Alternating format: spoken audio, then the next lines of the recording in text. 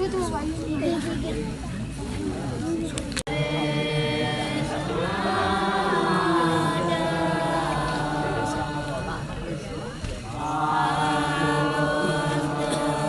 kali ini yang saya mungkin tercetus ide tari Sangyang ini mungkin yang menjadi vital jika kita harus lestarikan adalah beberapa instrumen pengiringnya seperti gamelan sama kidung-kidung atau gending-gending yang seharusnya kita punya teksnya ataupun catatan-catatan yang menjadi dokumentasi.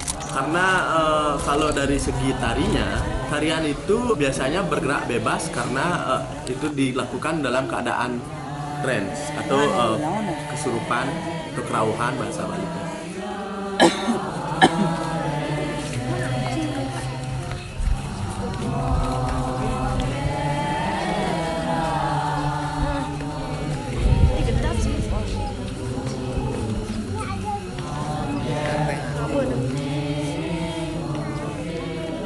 Kenapa kami mengambil versi Kintamani, daerah Bangli, tidak mengambil versi daerah-daerah yang lain? Sebab bagi kami, Bangli Sastra Komala itu, versi Bangli ini masih menggunakan bahasa Bali Agung yang tentunya agak sedikit berbeda dengan daerah lain. Dan tentunya pula karena perbedaan bahasa itu pastinya ada variasi-variasi langgam yang menarik yang ingin kami sampaikan.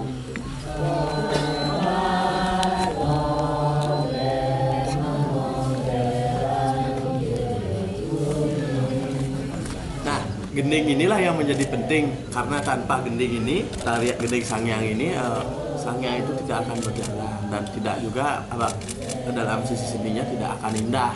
Maka daripada itu, revitalisasi kali ini itu dalam hal bentuk gendingnya. Nah, revitalisasi ini menurut saya adalah membangun kembali sesuatu yang mungkin sebelumnya sudah punah, mungkin sebelumnya sudah hilang. Dalam arsitektur, revitalisasi itu bukan hanya membangkitkan bangunan yang sudah lama dan bisa dinikmati untuk hari ini. Tapi revitalisasi dalam arsitektur itu adalah upaya untuk menghidupkan kembali. Semisal ada bangunan yang dulu terbengkalai, itu direvitalisasi untuk bisa dinikmati hari ini. Tapi tidak hanya itu saja, bangunan yang baru pun bisa direvitalisasi untuk dikembangkan potensinya agar bisa dinikmati di masa depan.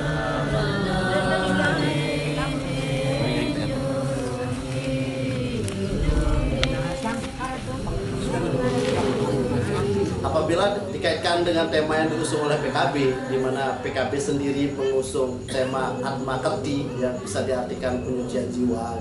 Kalau menurut kami, jiwa itu sesungguhnya sudah suci.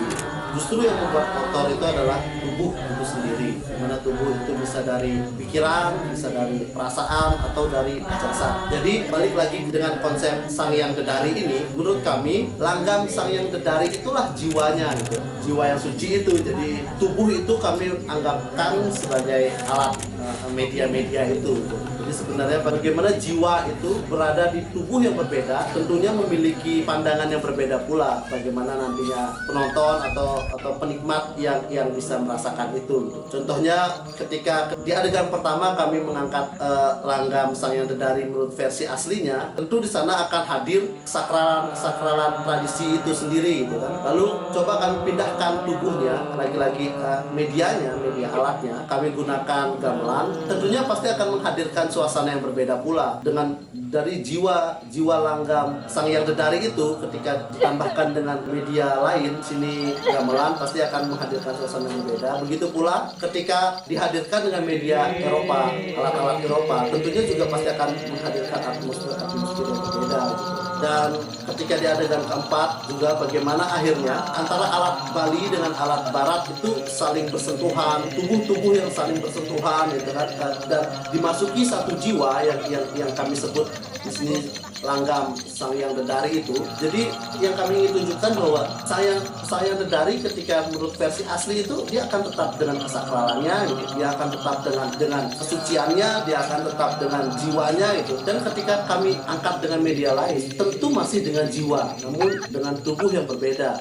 Jadi bagaimana ketika jiwa itu berada di tubuh versi asli dengan kesakralannya, atau menjadi versi gamelan atau versi barat, dia entah menjadi tontonan atau menjadi sekedar tubuh tempelan gitu, jiwanya tetap ada gitu. Kesucian dari langgam itu tetap ada, cuman dia berada di tubuh yang berbeda.